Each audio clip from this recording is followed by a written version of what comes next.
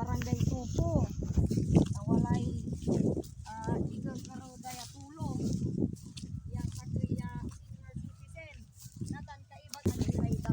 Sa kayan, okay, bulag na siya nang tigaran taon labi. Kayo tay, sarag to. No, ay agyo mo lang ang kwanta tanggapi Facebook agyo la. Siya nabalitaan ko kasi wala nang video si kayo si Bebe Loves ko alahan ko ipakwan. Natan dadagala ng tag shot. Yeah, din siyempre senior citizen. Ano ako sa itutulungan tayo aray senior citizen. Tigarali taon niyo magano ta i-live ko Aginoy, kaparay tatay ko. Mayaman punod puntilay mani. Agay. Kanya aga pansin. Kaya kila mamador. Mandwara lan lata. Ang takay tay, man-live aka. Akala ko, makakaraw tayo tulong at saray followers ko. Wala rin abroad. Unya kasi paraan ko tapian. Aliwan siya laba so makapangitar si kayo awa.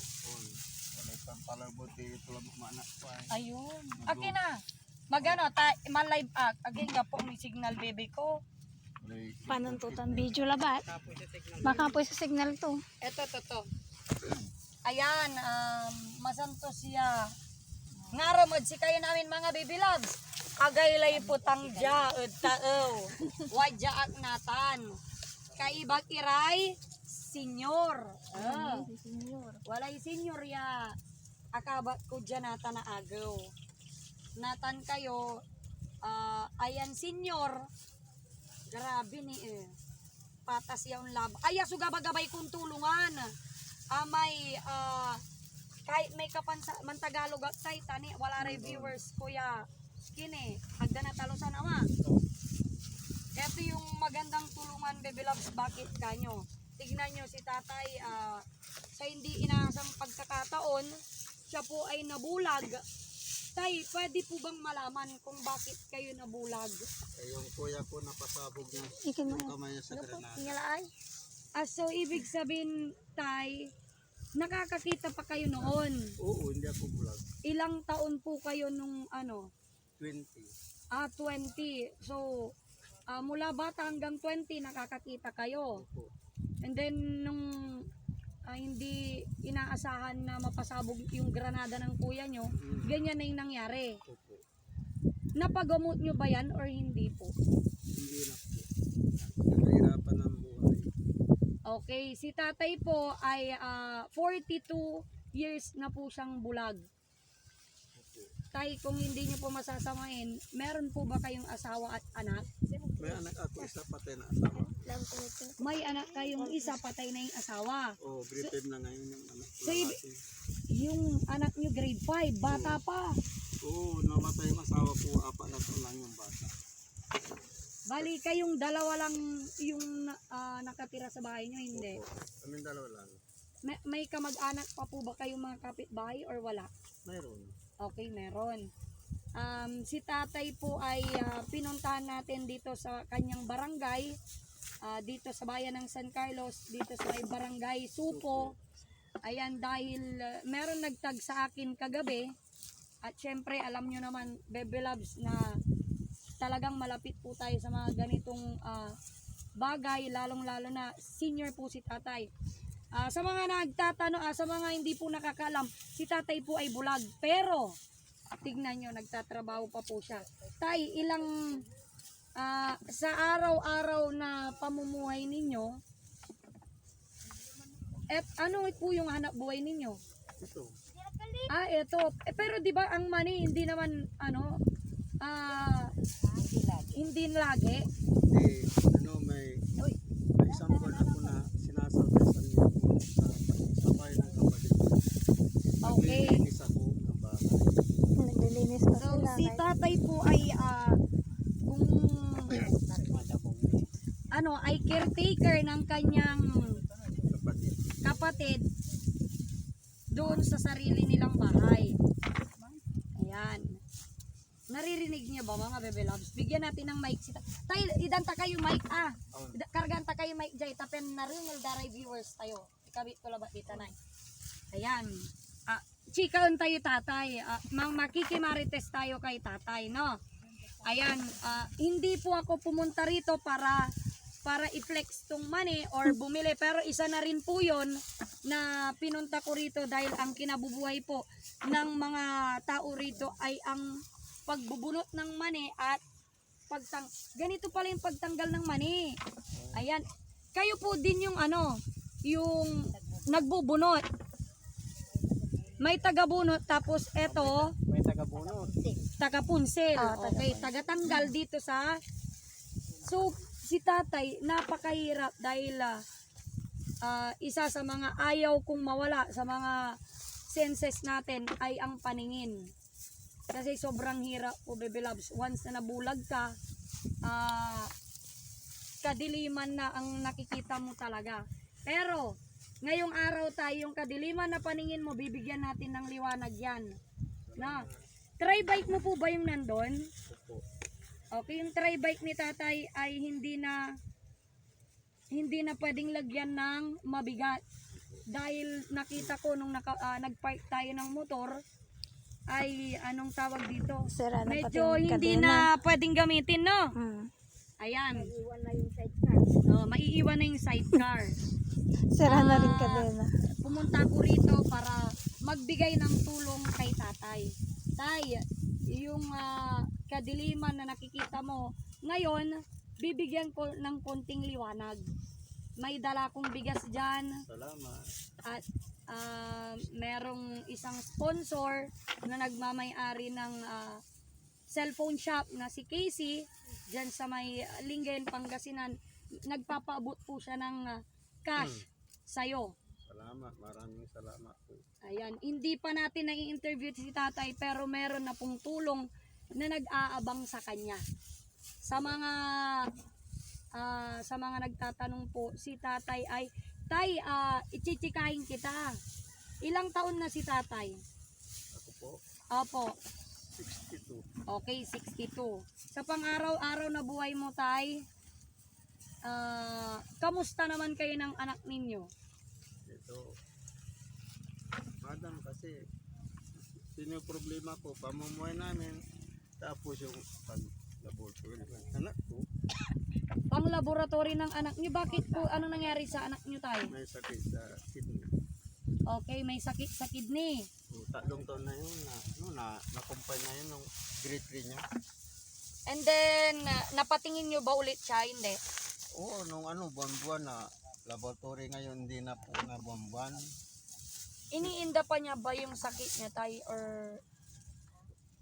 Oo, alam niyo yung pagbawal ay hindi na kinakain. so ngayon, baby loves, yung nag-iisang anak ni tatay ay may sakit na Kidney. kidney failure. Pero balita ko, tay, syempre madaming nagtatanong pala, paano nakakapunta si tatay dito sa bukid? Kasi kung titignan nyo, baby loves, bukid talaga yan. Ayan, sobrang lawak yan. Sa isang katulad ni tatay ay hindi mo makikita yung daan talaga dahil Hatid ako ng anak ko dito. okay, hinahatid ka ng anak. Oo, Mo. bago pumunta ng school, dadan ako dito. Okay, bago pumunta ng school yung anak niya, idadaan ka, ihahatid ka niya muna Oo, rito. dito sa naman eh. Mani, tapos, paano ka uuwi? Hindi. Naman pag dadaanan ako dito mamaya. Susunduin ka niya. Opo. Agi, ang bait naman ng anak ni tatay. Grade 5 pa lang. Grade 5 pa lang. Sa ibig sabihin, sinong nagluluto sa inyo? Siya na Ako. din, or Hindi, kayo? Pag may naman yung namin yung tawag ng bulletin. Big, Butane. Siya butane. magluluto. Pag wala, ako. Yung kahoy. Kaya nyo naman tayo, no? Kasi, anong tawag dito, hindi naman din kayo makakaluto pag hindi, or inaral nyo talaga. Oo, ako talaga nagluluto. Ayan, baby loves, tingnan nyo si tatay, sa kahirapan ng buhay at sa kanyang kapansanan, nagagawa pa rin niyang magtrabaho.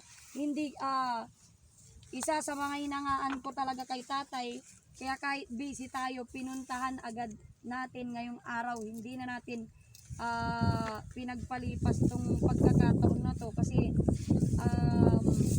yung mga ganitong yung mga ganitong tao, sila talaga yung pwedeng sila talaga yung tutulungan natin. No? Sila talaga yung deserve na tulungan. Kasi yung iba, ang lakas-lakas tapos hindi nila alam magtrabaho.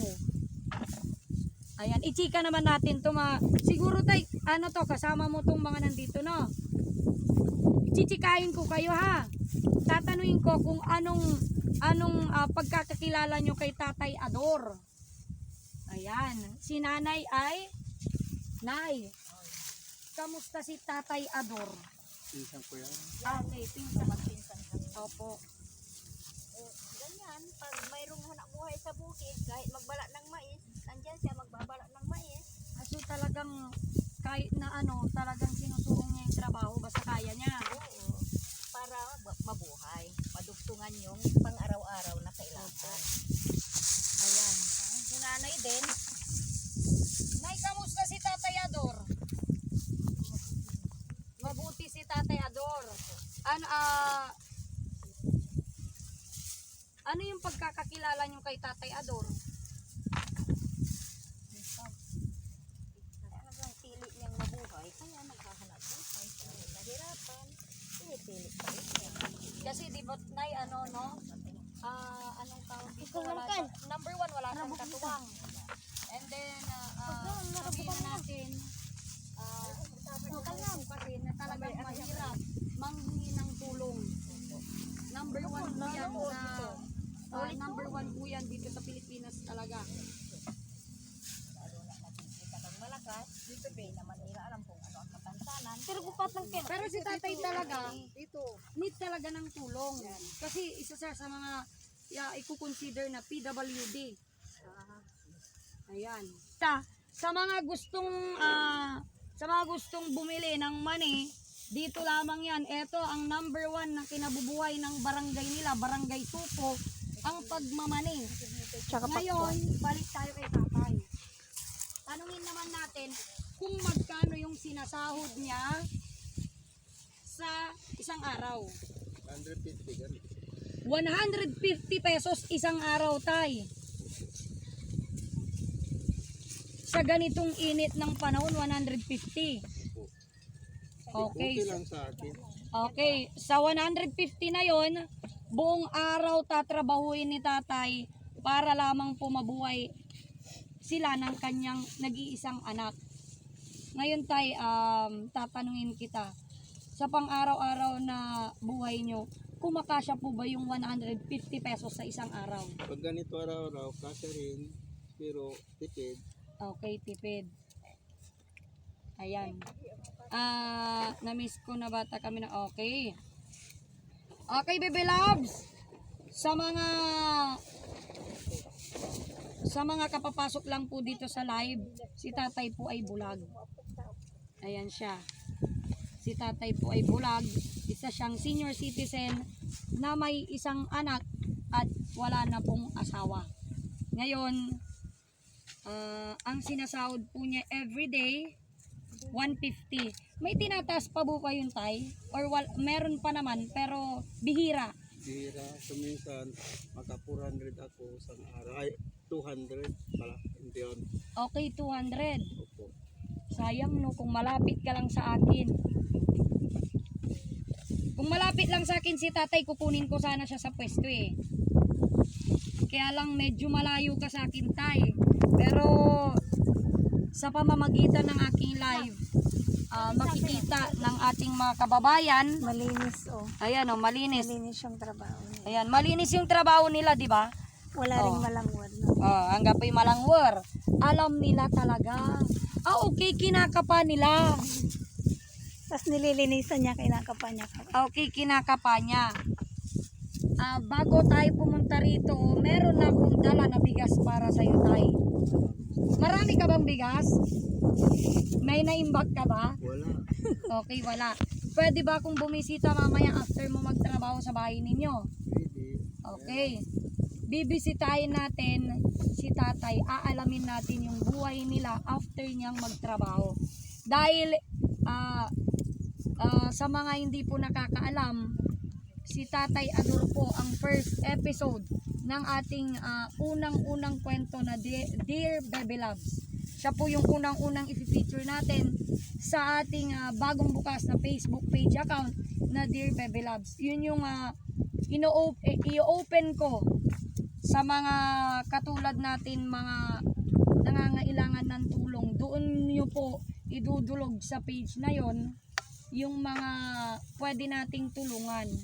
Ayan, tingnan nyo, Baby Loves. Oh, kung makikita nyo yung trabaho ni tatay, wala talagang tira. Meron mang tira, pero yung mga ganito. Tira na rin. Oh, yung mga hindi na talaga pwede. No?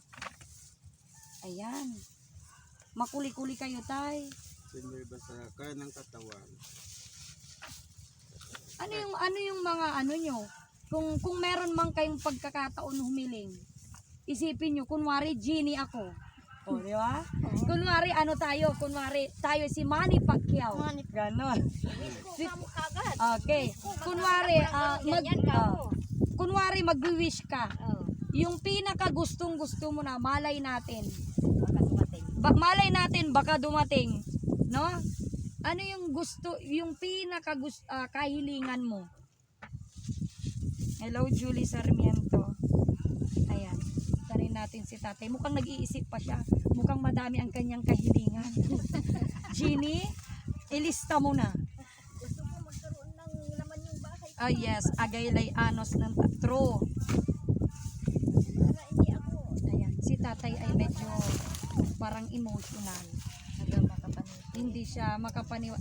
Tay, first time mo ba may interview ng ganito or hindi? Opo. Ay, first time ngayon. O, pasensya ka na. Tay, ipapaalam ko sa'yo, naka-live tayo ha.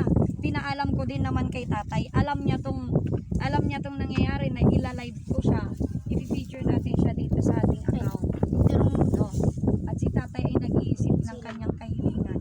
Kasi kunwari lang, sinabi kasi ni Baby Loves, kunwari lang, ayan tuloy na, hindi masabi ni tatay. May ano, may darating na parang gumaang sa atin, pamumuhay, gano'n lang. Tumatanda na rin ako. Halimbawa po, ano-ano po yung mga yun? May sakit din ako, diabetes ako, high blood ako, may maintenance ako. Yung maintenance mo, every month, Araw-araw yun. hindi, every month mo siyang binibili? Or every week? Sabi pinapadala na ko ng kapatid ko babae yung gamot sa Manila. Yung kapatid ni tatay ay nasa Manila. Pero ang kanyang kasama ay yung nag-iisang anak niya na grade 5 na tangi niyang parang mata. Yun yung nagiging mata mo tayo tuwing nagtatrabaho ka, no? Isang driver ko po. Ayan, siya yung driver, siya yung naghahatid dito sa Taow, tawagin sa bukid para lang makapagtrabaho si tatay. At siya rin po yung nagsusundo kay tatay para ay after niya magtrabaho, uwi na sila mag-ama. Mamaya makikita natin siya, no? gapulay punsilan kulay palta ko nata. Nitan. Gapulay binagot mo. Magkano, pag napuno nyo tong isang timba tay, magkano siya? Ang ating 30-40. 40 pesos. Okay, okay. Pag napuno ni tatay to, 30 pesos to 40 pesos. Kasi ang isang lata 10 kilos. Ano? Yun yung 50. Ang isang lata kasi 10 kilos, yun yung 50 pesos. O bali, sa 10 kilos na yon 5 pesos. Oh, 5 sa pesos isang ang kilo, 5 pesos Oo, siya. oo. Okay. Kaya kailangan mo dito mabilis. Mm. Hindi kaya ni tatay yon dahil alam nyo naman, kinakapa niya yon. Kaya sa mga nagtataka, yung 150 pesos po ay isang araw niya na pong sinasahod yan. No, ayan o. Kinakapa ni tatay yung money. Money, hanggang po bago. Ayun. Maghapon na siya dito, magbabaon na lang siya. Hindi naman kami magkaya. Okay, free yung pagkain nila. Yung merienda, free din. Okay, libre merienda, libre pagkain. Malinis mo na yung 150 to 200 pesos. Ayun. Ganyan ang buhay magsasaka kung tawagin nila.